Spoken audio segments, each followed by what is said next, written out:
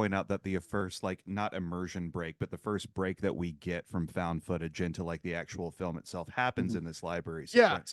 So I'm going to go hard and fast in the sense that I don't believe that Taylor and company saw the murder, saw the librarian go down, because I feel like that could be, yeah. You know, I feel like we would have seen that in found footage mode if they intended us to see that. That's way. A fair disconnect. Sure. Yeah, no, for sure. I'm just going to die on that hill. Anyway. Well, because they were I'll join you there. Cool. They were in the library, but again, we don't know what they actually saw, because there was even like, you're right, when Leslie didn't have the mask on and he's like slipping through the bookshelves like a fucking ninja, and he's just like, where'd he go? I can't catch him. Where'd he go? And he pops up over the shit, just like with blackout eyes and shit. Dude, it's wackadoodle. And then there's that shot of him like jumping on the top of the bookshelves, and I'm like, on the wall now, bitch. It's like he's like, it like just strikes a pose and then hops off. And it's like, parkour. That was the other thing too. Is like Doc actually shoots him, and that's what they're talking about with Eugene. Did he shoot you? Yeah, dude. Is that your first? Dude, yeah, he shot me in the shoulder. Felt great. I was wearing a vest. It's like it's fine. Dude, Pagemaster was crazy. Pagemaster was crazy. Horror. It's so crazy. Oh my god. But so the next scene in this, I feel one of the best showcases in Nathan's acting 100%. Is in one of the upcoming scenes where we kind of find out more about who Leslie actually is, because our whole group they decide they want to go talk to Leslie's final girl. Yeah, we have that quick scene in the diner where and that's where they meet Doc Halloran, and they kind of have a conversation there, which is kind of interesting because, again, one of those things you don't really get to see in a typical movie, where those people kind of have that interaction, where they kind of get some backstory like that. But he's kind of like, oh, what's he calling himself now? This, you don't know what you're dealing with, and that kind of goes to show in a reality sense that if you're doing a documentary or following somebody in a sense of this kind of thing, like, you don't really know what you're gonna get, and especially in that time period. Like, we're talking early 2000s. This was filmed in probably 2005, came out in 2006. Craigslist was like relatively newer, meeting people up, you meet off the internet, and like, it's just like, it's like who you dealing with, who you meeting with, and stuff. And it's like it feels like a total warning there, and so they decide to go confront Leslie, and his reaction to this whole thing, he has one very hilarious line that I feel like isn't supposed to be, because he's like reaming Taylor in the scene, like talking about when he fucking chokes her. Oh my god, dude! Like that got scary for a second. That's the first moment where you're like, okay, this guy's not safe. Like, yeah, but you notice Todd and Doug didn't say anything, dude. They did nothing, and I'm like, what? Like it's dude's crazy. In the back, like, I know. Yeah, let's keep rolling on this. This is good shit, man. Fucking gold. But he's like, can you do that again?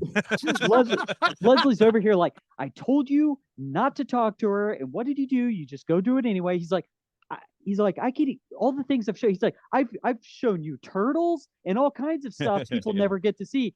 And dude, when he says that, I lose it every time, because I'm like, he is so serious that he showed her his turtles. You saw my turtles, and it's but then yeah, she like in his face is all like, oh, you ever been to Reno? And he grabs her and pins her against the van, and they kind of have this moment, and it's like, oh my god, this guy's like fucking scary. Like, holy shit. Of like this gross, like, abusive relationship, because he like chokes her against the van and just says, get in the van. She's like, okay. And then he looks over at Doug, get in the van. He's like, okay. Yes, sir. Okay. Yes, she's like, she's beating the shit out of Doug, and then like Leslie's beating the shit out of her, and it's like, oh my god. Like, it's like, geez, dude. Except she's like emotionally damaging Doug through the whole thing. I feel like Doug and Todd always like chiming in with like silly stuff. Then back her, she's always like, stop. And I'm like, no, these guys are hilarious. Let them say stuff. And they're like the most logical, especially towards the end with some of the actions they do. But you can't let me get away. It's embarrassing. Chase the doughboy. It's so good. But yeah, I mean, and it's like this is kind of that whole turning point where he's basically like, listen, you guys can stick it out and see this through with me, or we can split ways right now and we never have to see each other again. And I feel like upon rewatching multiple times, you kind of see at this point what he's planning. Yeah. And the way he's like kind of planting these seeds and the way he's talking and trying to keep them. He's totally like gaslighting them and like manipulating them into wanting to be around and stay. And Taylor being so invested in this does decide like, hey, yeah, because that moment like out in the field at that like sunrise where they're like kind of talking and she's like, yeah, let's keep doing this. Is a beautiful shot. I love that scene. And then we get into like that montage of him explaining like, here's what I did to rig the house, here's what I did to this and this and this.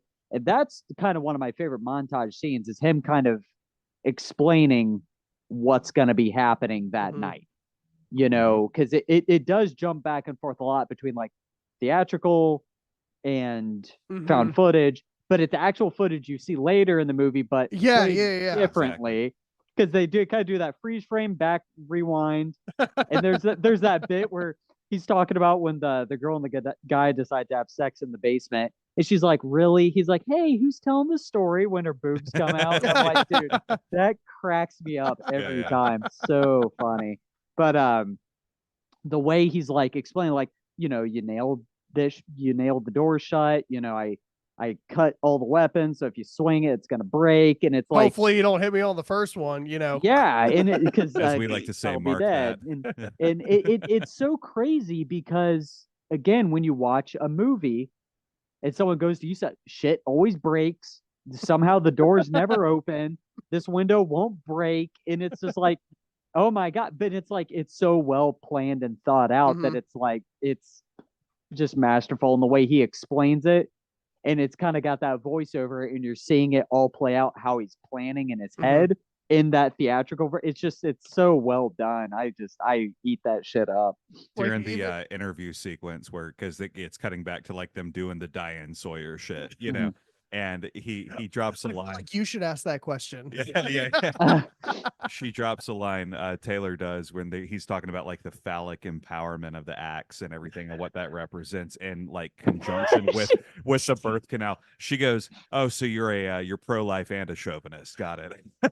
Yeah. So, and he's just sit there quiet, and then it just moves on to the next scene. But she's empowering herself with cock.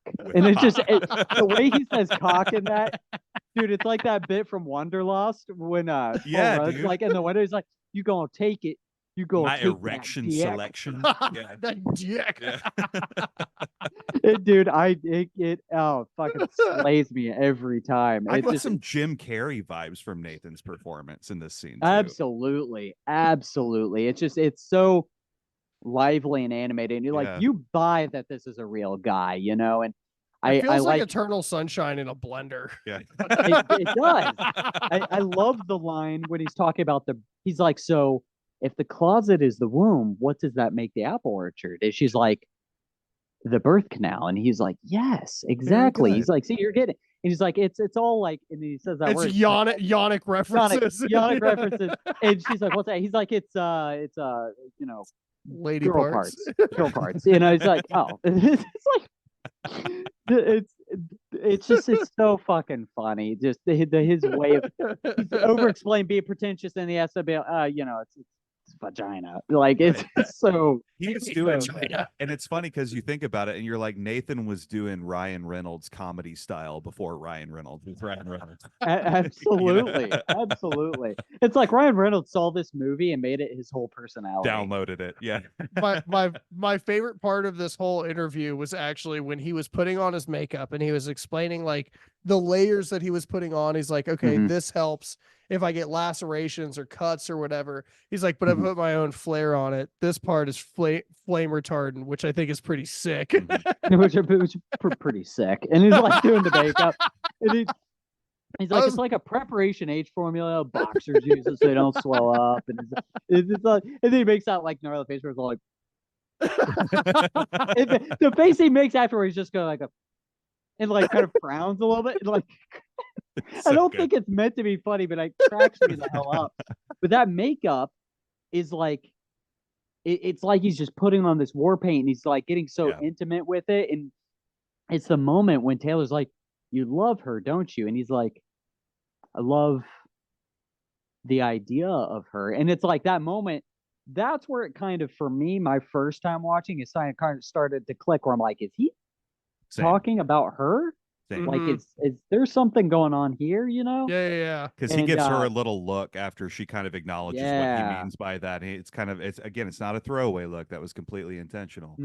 But you will miss it if you're not paying attention to it. Their chemistry on screen is absolutely incredible. And I think, and I watched a behind the scenes thing today, and I didn't know this until actually very recently, but apparently when they auditioned to be in this movie, they auditioned together. So from the day they auditioned for this movie up until they filmed, they were doing stuff together, which I think is really cool. So I think that's where a lot of that comes from, is they probably saw that chemistry with them right that day of that audition. We're like, yeah, it's these two, like guaranteed, you know, because I don't think anyone else could have done it. They are so perfect in every frame they're in together. Like it's just they're amazing.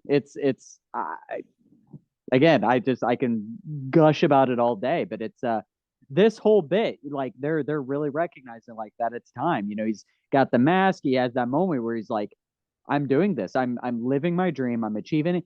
He starts to cry. He's like, "I'm so happy. This is like my Christmas." And he's like, I was in tears when he was crying. They're like holding hands in the barn. He's like, "It was so happy." It's sweet and wholesome, but it's like hilarious. But it's all like, bro, but he's about to kill like 7 people. And that's the part where like I personally go ahead. No, go ahead. You're fine. I was just saying that's the part where I was personally like, I don't care if he kills people. I love this man. Yeah, no, and it's like he's like one of those villains you love to hate. Like it's like you shouldn't be cheering for this guy, but it's like you kind of like you're pulling for him. You're like, man, go kill him good, you know. Go get your survival girl, boy. Yeah, and you know they're in the house, and I don't know why, but it's hilarious to me when he wears the mask on his head and the hair's like sticking like straight up, like he looks like a shit I posted today when they were like out front of the van. Yeah, it's so funny. And you know they get up and there's like, all right, everything's in place. So he's like, they're in there. He's like, any second now. They hear the door close and the kids are in there. They start fooling around. He's they like, start all seeing right, the lights go off in different sections of the house. So he's like, he gets his mask on, he goes out, and then you just hear the most horrific squelching noises as he starts like massacring these kids. And the Todd, Doug, and Taylor are like, fuck, he just killed 2 people. Holy shit. And he comes back in, he's like, all right, it's going good. He's like covered in blood. And she's like, don't even touch me. What? Turn the camera off. This is over. Come on, get outside. Get outside. He's like, let's go. He's like, you've got that look, you know, that look of we got to do something. And it's like, it again, it kind of shows that these people are so good in these roles. Like, oh my God. That moment of when they're out there talking and he's like, you know what? Just go. Just fucking leave. Just because I'm going to finish this. This is my thing. And you guys go do whatever. And he storms back in. And then Taylor has him over. We got to stop this. We have to do something. And I just want to pause you there for a second, yeah. because leading up to that exchange where she finally says, we do have to do something, she's holding his hands against her face and everything. And you can see it in her eyes, the fact that she knows how desperately she doesn't want him to go through with this. And he can just walk away at any point. She knows that he's not going to change course and she's going to have to be responsible for either his death. You want to talk about the final girl awakening, you know what I mean? That kind of thing that we talk about, you know what I'm saying? The final girl awakening was her telling Doug and fucking Todd, that car's not going to start. Yeah, dude. There's no reason to go out to the van, guys. Absolutely. And it is a moment like where it was so cool. It was breaking from the comedy and you were feeling something, you know? I feel like too, I don't know what the time frame is from when the movie starts to when this happens. They don't really talk about that at all, but in my head, it was always like a couple weeks. Like they're spending a couple weeks with this guy, leading up to this. Like they almost made it sound like it was almost like a month time. He's got like happening. 6 weeks of cardio in. Yeah, because he was talking about how much time they had until the blood moon when he's supposed to like make his reappearance, and he says it's like 5 or 6 weeks. So it's like a month or so that they're with this guy, and it's like obviously she's gonna start caring about this person and like her involvement with this whole thing, because they even say later, no spoilers, I mean obviously spoilers, but that they're part of the equation. They are a part of what is happening right now because they have footage, they have evidence, they've interviewed this guy. They, so it's like you said there, Eric, like, she's going to be responsible for either these kids dying, him being arrested, something happening. They have involvement with it now. And that whole bit, because this is also a turning point that we see in her, Leslie, and the film as a whole, as we switch over to where from this point through the rest, it is full on theatrical film. It's no longer mockumentary style. The imagery come from the top too, and just kind of fucking. The way they do that, because they literally put you into the movie, literally drop you in. It's absolutely masterful. The imagery with shit like that is always, for me, is like where you see V from V for Vendetta flick the first domino. Yeah. And here we Absolutely. go. It's like, all right, game time. Go. I think that's why I love Leslie so much. It's like that was the whole vibe. Yeah. Absolutely. You were all part of my master plan. Yes. And this is the part where, they rush back in and they try to put it into things, and they slowly start realizing, okay, we know what he's gonna do, but somehow he's like a step ahead and things are not happening the way he said it was. So they're like, hold up, fuck, she's not a virgin. Something's weird. Yeah, because they're like, we gotta find her, we gotta save her, and then she's upstairs railing some dude. Oh, giving her stars and stripes, dude. Dude, oh my god. That's what he meant though, was like he knew that she wasn't a virgin because she was fucking him. Oh yeah. Absolutely. And it's just it's such a crazy thing, because I mean obviously they run in, they tell these kids, and they're like, whoa, who are you guys? And they're like, oh, something horrible's gonna happen. And it's like, we're the kids that are expendable. We need to go tell them they're in the basement. And she's like, no, we can't. Why? It's too late. The lights go down and you hear the scream, and it's like, oh fuck. Yeah. And, it's just like, oh man. Thing. He said the thing. He said the clicker. Oh my god. But what I love about this is they do make Leslie larger than life, like I said, in every shot he's in. Because from this point on, every shot you see him when he's outside with his arms out and his head, like every shot he's in, he's like a fucking rock star, dude. Like the shots went like, it is a little bit ahead, but when they're trying to start the van and they see him in the rear view and he flips the scythe, flourishes like, the scythe. Fuck, dude, it's so sick. He practiced that. Dude, that he's in front of a mirror spinning that thing all he's the like, time. yeah, that looks fucking great. That window grind is one of my favorite kills of all time, because he just goes. Oh god, so insane. And it's like, and this is such a cool scene because again, you see Taylor really taking control of the situation. And like you said, when she's still like, yeah, not accepting responsibility for what she has caused. No, not accepting responsibility quite yet, but she is being very much like, all right, that car's not going to start. We got to go here. But then Doug and Todd also being like, okay, we know what he's going to do. Let's try run and do this. But they're running on all these hiccups where he's like, shit, he's already killed these guys. That wasn't supposed to happen yet. And they're like kind of starting to realize like, okay, he's been planning for us to be in this whole time. A plan within a plan. Like, yeah. It also, like, even like let's take that concept out for half a second, right? Like, let's take away from the idea that they were part of this grandeur scheme. Regardless, all they have is the information that he has chosen to give them through this entire fucking film. Then I'm going to be here. Activated by trap card. You dumb bastard.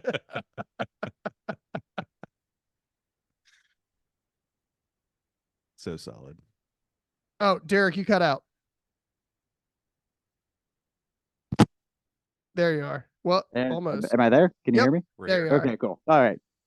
Technical difficulties. I think I tripped on my wire. I thought we were both about to get murdered. Deryk disappeared. It's like, oh God. Not my Wi-Fi. It's like I'm about to get killed because my Wi-Fi cuts out, and then it's like Leslie comes in, kills me. So if you had been wearing the mask when you came back on,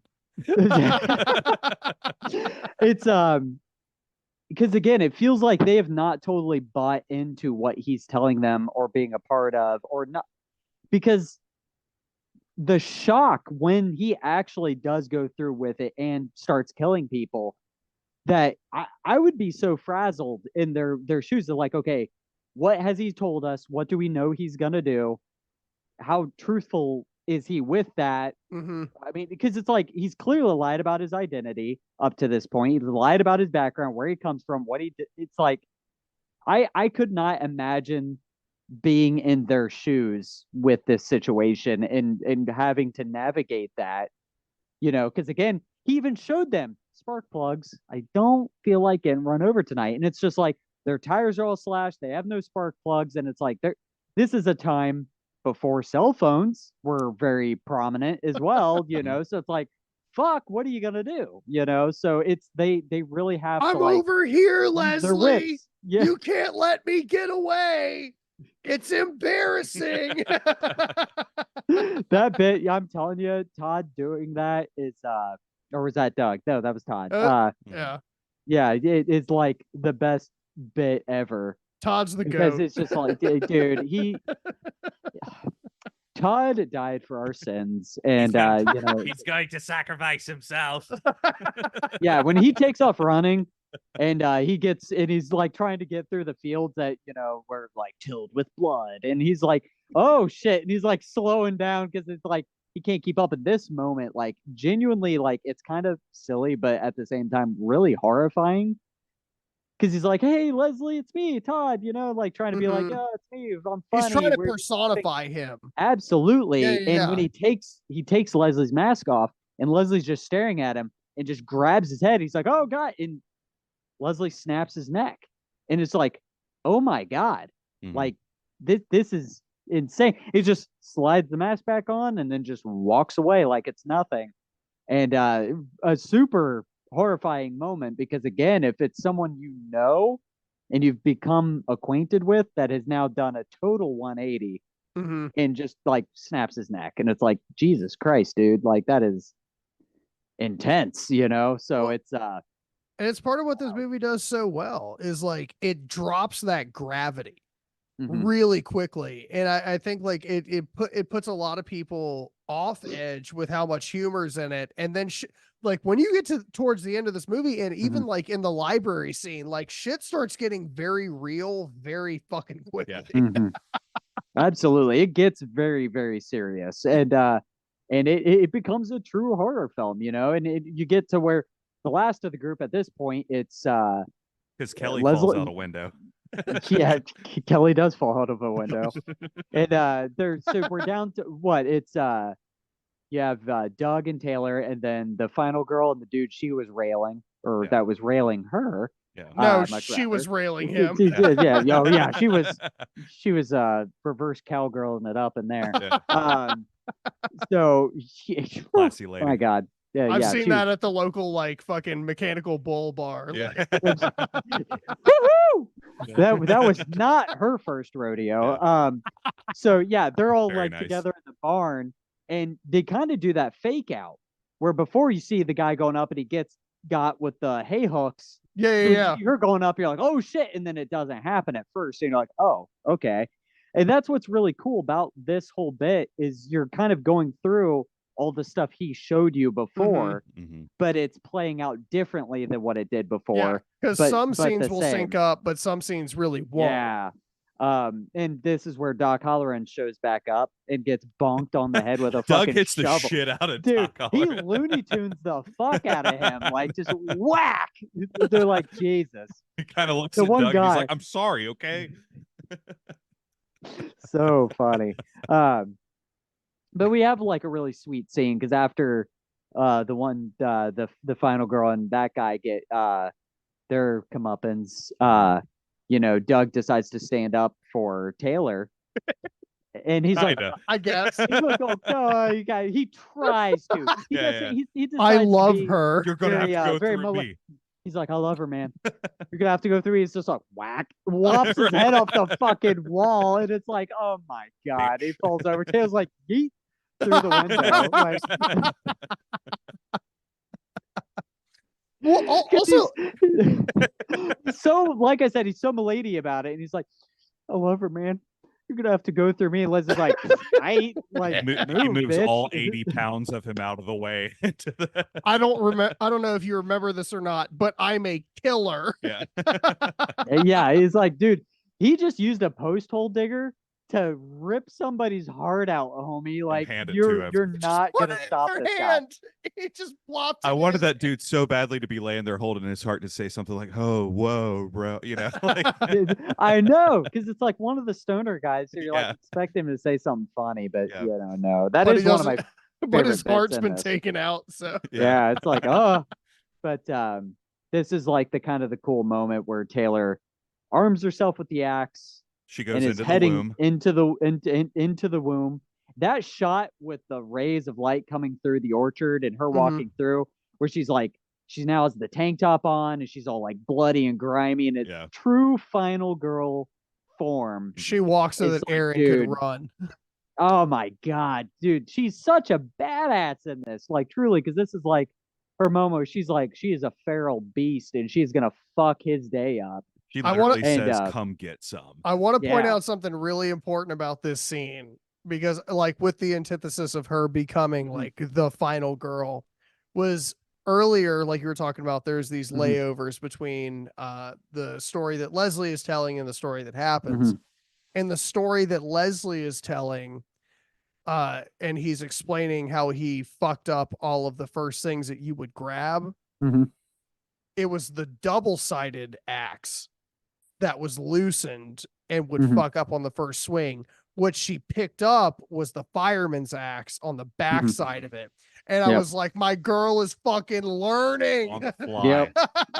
And it's kind of cool because some of the scenes you see Taylor in is she's doing the things that Leslie's final girl was doing in his story that he was telling. So you get to see her living through that, which is really cool. And like you said, she goes past all the stuff that he said, oh, here's how I fucked all these things up, and then goes right. So it's like seeing that come to kind of its full circle moment, and I will say the ending is kind of abrupt. I do wish there was a more played out scene with her and Leslie, because there is like a little bit of a struggle before she kind of gets the upper hand on him.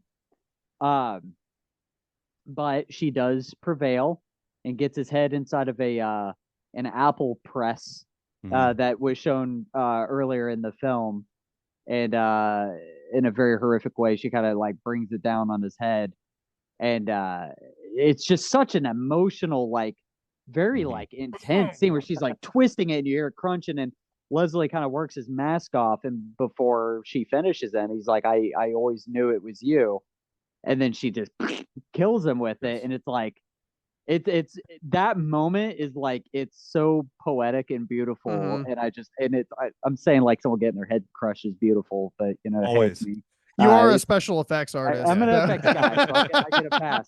But I mean, it's just that moment is just like amazing, because then she just like douses it in gasoline, lights it up, and has her like screaming moment outside, and it's just like, it's so euphoric. Like, it's just those last, like I said, I wish it was a little bit longer there at the end, and I always have, because I wanted more with them at that climax.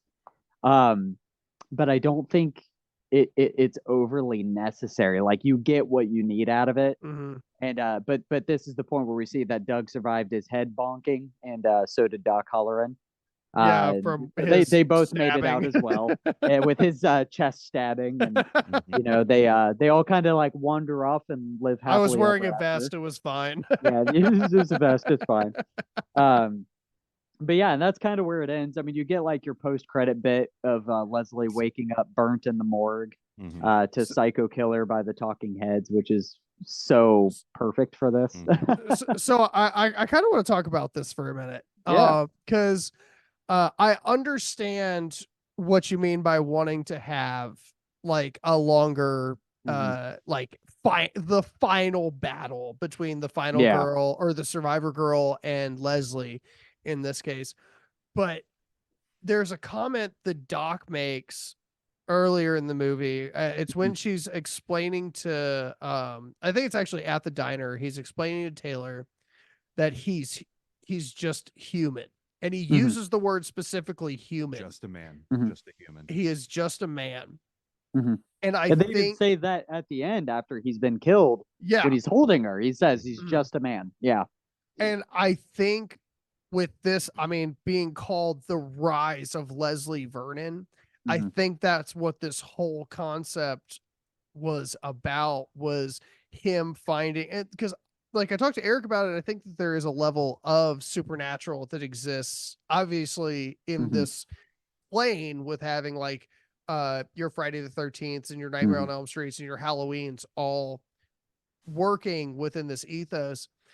But he, like, first of all, when they set the place on fire, I was like, well, at least his eye makeup's flame retardant. Yeah. So, Right. so he's gonna be just fine. He's gonna look fresh. He's gonna look great. That makeup's gonna be on fleek, man. But this whole story, no matter what character you look at, revolves around Leslie Vernon becoming the next slasher, becoming the next big character. And that ending scene was so important to me because it was him becoming something more than human. Do you think he Obi-Wan Kenobi'd it? Did you? Taylor, if you strike me down now, I will become more powerful than you can possibly imagine. Well, and I think in a way, yes, because if you think about it, it's almost like he treated this whole thing as like a ritual in a way. And it's like he had to be able to do this. Was like his this was him paying his dues. This was him, getting his foot in the door and transcending to become that killer. And he's like gone through all the preparation and all the things that are needed. He's just levitating. Yes, he's just like, it's like quote, lose, right? It did, yeah. And it like in a way, this movie's kind of like an episode of Regular Show where it like starts off really normal and then it just goes off the fucking rails. Apocalypse scenario within 5 minutes. Yes, and it's like, so it's like, the way I see it, because at the end it shows that he has transcended. He has become that legendary killer, because the new one was supposed to be before The Mask, the return of Leslie Vernon. So it was going to be like kind of like a prequel and sequel telling about where he came from, how he came up with all of it, and then where is he now. And it was very interesting them deciding to go that route with that like post-credit scene to be like, no, he is still alive and he will return, and I like that. Again, it's not like, a Loomis being like, oh, the evil, and it's like, no, he's just a man. He can't hurt you anymore. And like giving that level of like grounding to it. Like it's nothing, you finished him. It's all fine, because I know what he is, because I was a psychiatrist, you can trust me. I'm Robert Englund. I'm your pal. I'm a doctor. I'm a doctor. Trust me. Yeah. And but yeah, it's just it's cool that they kind of gave that little almost like a supernatural twist or nod to it there at the end for sure. Well, this is the point where we usually get into final thoughts. Eric, what is your final thought on this? I want a sequel really badly. Really badly. Because it's not about like, it's going to sound like I'm getting super emotional, and I kind of am. But do you want me to hold your hand at the top of a barn? Oh, let's do it. I'm just so happy that we're not watching Twilight. I'm happy that we're not watching Twilight. Can that be the next we actually episode we watched a good movie for the first time in a month and a half, dude. I know, my brain is pudding. But I don't want this to be the only movie that we get in this world with these characters because it was that good. And you know, there's a part of me that in like a Hulu sense, like an FX series sense, if you end it before it has time to get bad, you keep the purity of it. So I can appreciate it being a one-off and just let it be what it is, because that makes it so much more whole and complete and everything. But I just really want a sequel. And he never says that shit. Ever. Yeah, I mean, I'm right there with you. You know, I do want a sequel to this. I've always wanted a sequel to this, and I'm always like, you know, there's so many movies that are fine as they are that get terrible sequels, and there's so many shitty movies that get worse sequels. And there's shitty movies that have better sequels. You know, there's a lot of that out there. And I've always been like, why does this movie have to be like it's just this lone film? And I feel like no matter what you do with it, like how do you one up what they've already done? And I've heard from people that have read the script for one of the proposed sequels that it was hailed as being as good, if not better, than the original. Which, you know, that's what I've heard. But I know that different scripts have been done for the sequel, so it's like it's changed a lot through the years. I mean, you know, because we're 2 years away from the 20th anniversary of that film, which is crazy to even think about.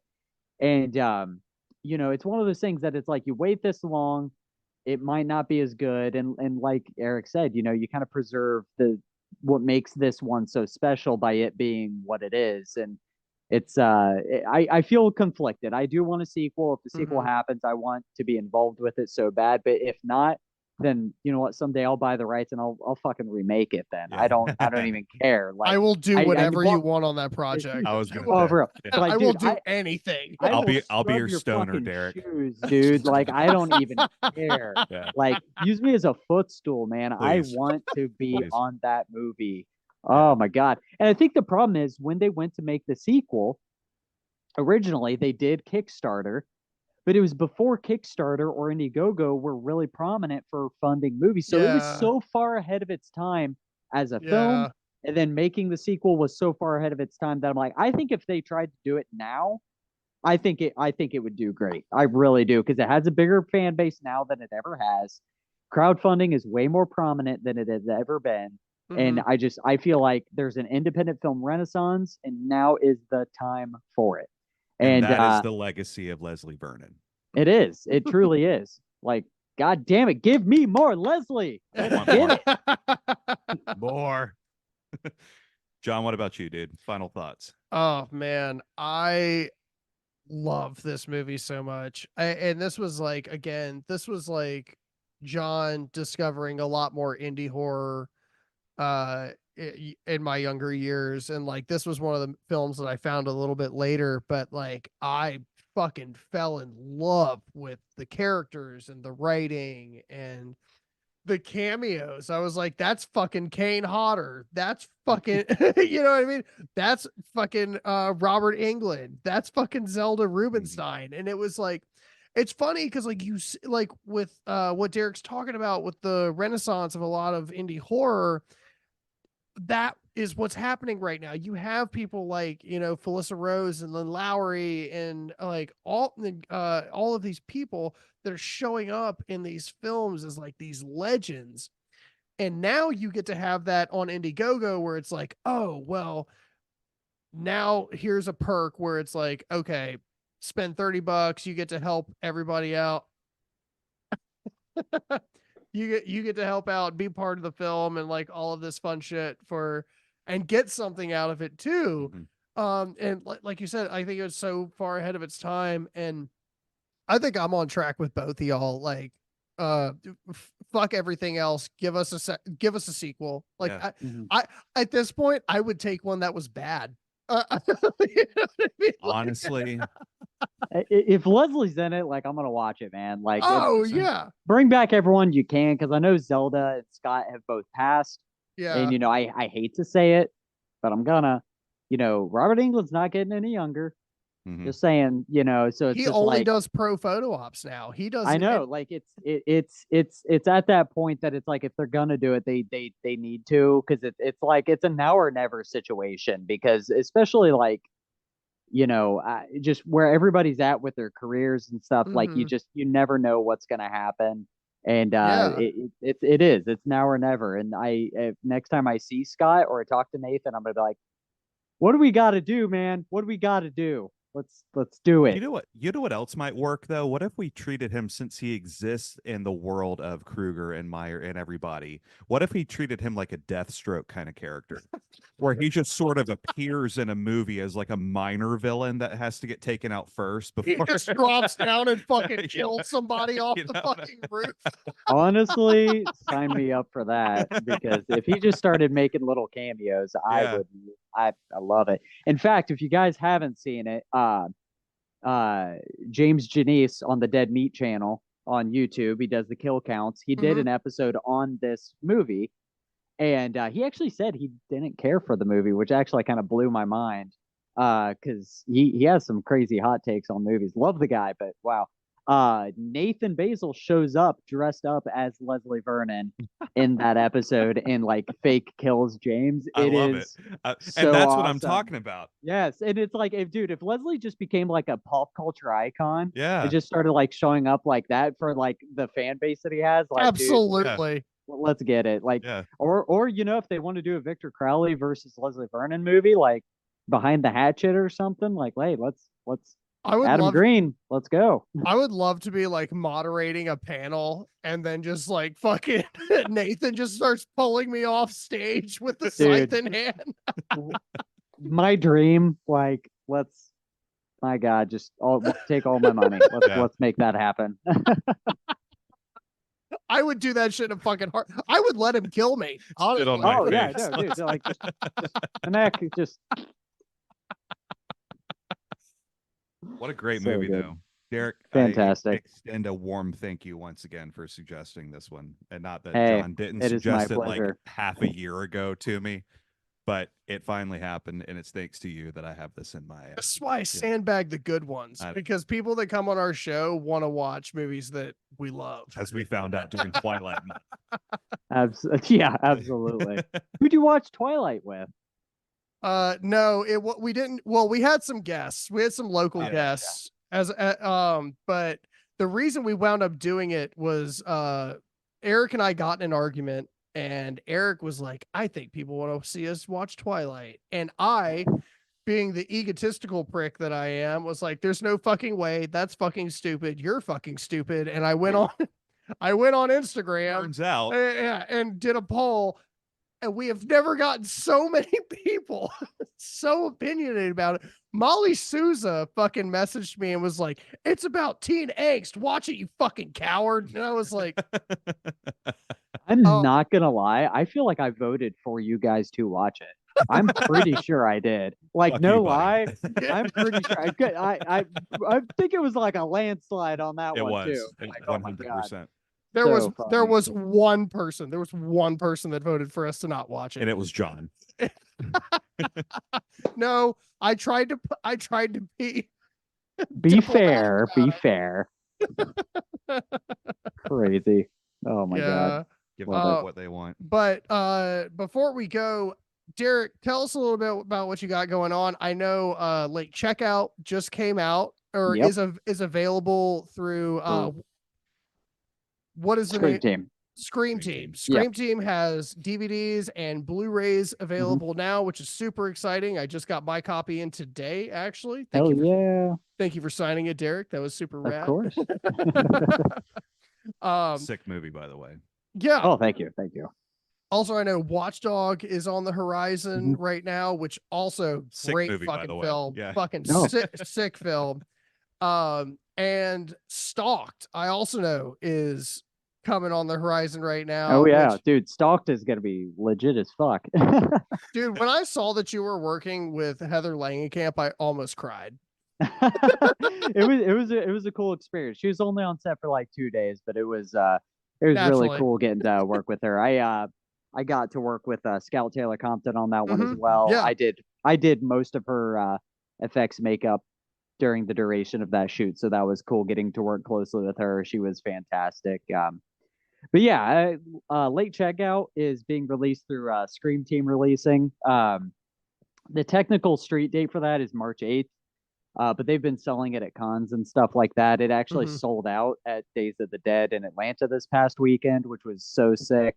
Very thankful that so many people came out and picked it up, and all the people came up and asked, like people like myself, Molly, and Bailey, and Jaron, and all the people that were there asked us to sign their copies. I mean, that was a really cool feeling, I think.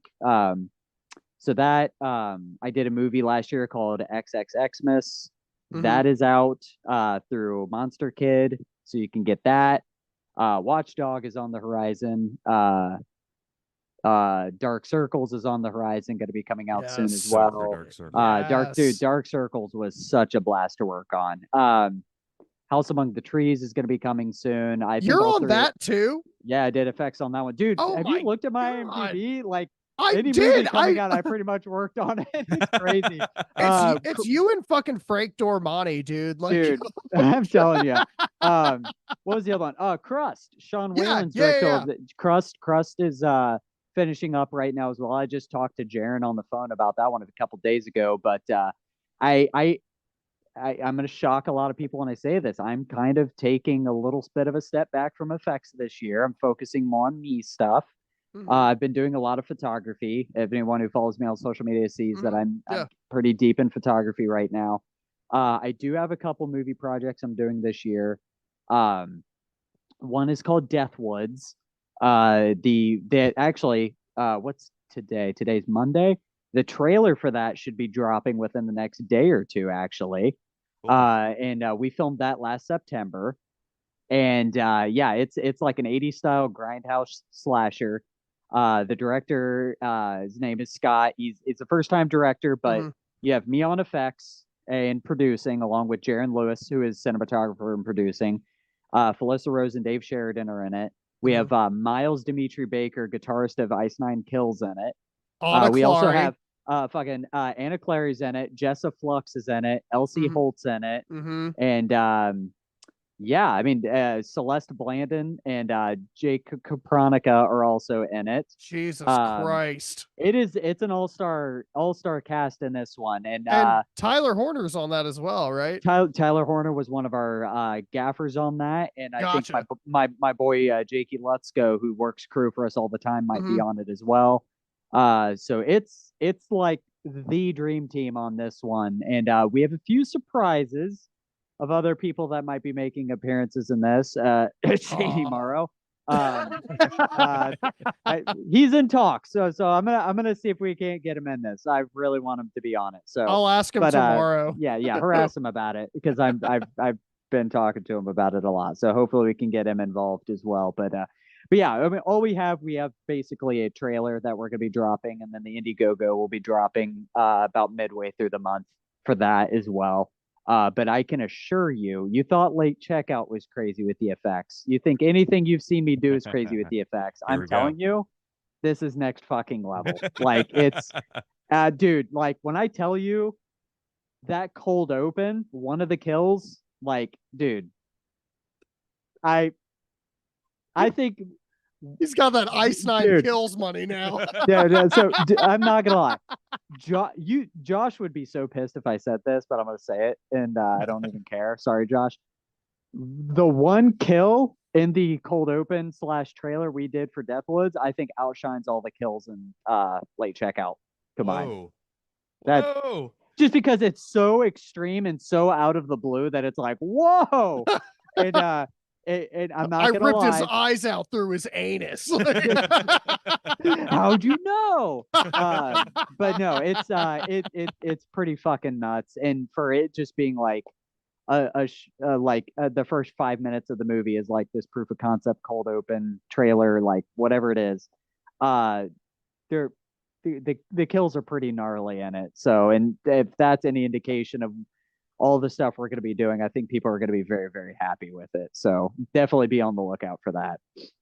Jesus Christ, that is so fucking exciting. I wrote it down in my handy dandy notebook. Yes. Oh yeah. No, be on the lookout, because we have a super sick poster for it as well, done by the amazing Creepy Carver, who did the late checkout and every other movie poster right now. That dude is a king, man. He's pumping out some good shit right now. I love that guy. So good. But yeah, that's that's what we got going on. I tell people all the time, follow me on the social media. I'm always posting about the stuff that's going on between Facebook and Instagram and all that good stuff. But there's plenty of good stuff on the horizon for sure. Lots of gory, gross goodness. Absolutely. Well, before we get off here, we start talking about this whole journey and everything that's to come in the Patreon exclusive interview, which make sure to check us out. We also have we have a free tier now as well, where you can catch up on all of our recent articles, and we try to make it so everything's kind of compartmentalized so that you guys can see everything that's our free content, as well as all of the sick stuff we do with people like the lovely Deryk here. But Deryk, before we hop off here, is there anything that you would like to say to your fans? Oh my God, what do I say? I have fans. Holy cow, that's crazy. Well, there's two here, so all both of them. Yeah, I was just say thank you for everyone for obviously tuning into this. Thank you specifically. Look at that cute little face. Thank you guys for obviously for tuning in and listening to us ramble about this amazing movie, and thanks to everyone who's contributed to any movie I've ever worked on. Like, the support means the world. Because of people like you, I can live a dream I've had my whole life. And I tell everyone, if you have a dream that you want to pursue, you have something you want to do, by all means, do it, chase it. If it scares you a little bit, chase it even harder, because that means it's all the more worth it when you do achieve those things. So nothing is impossible. And through Leslie Vernon, all things are possible. So get out there and do it. Make movies, make art, create, and love each other. And as James Janice would say, be good people. Hell yeah, brother. Well, thank you so much for joining us. Absolutely. And thank you guys for listening to another episode of Under the Floorboards, where it creaks, it cracks, and we laugh at the creatures that go bump in the night.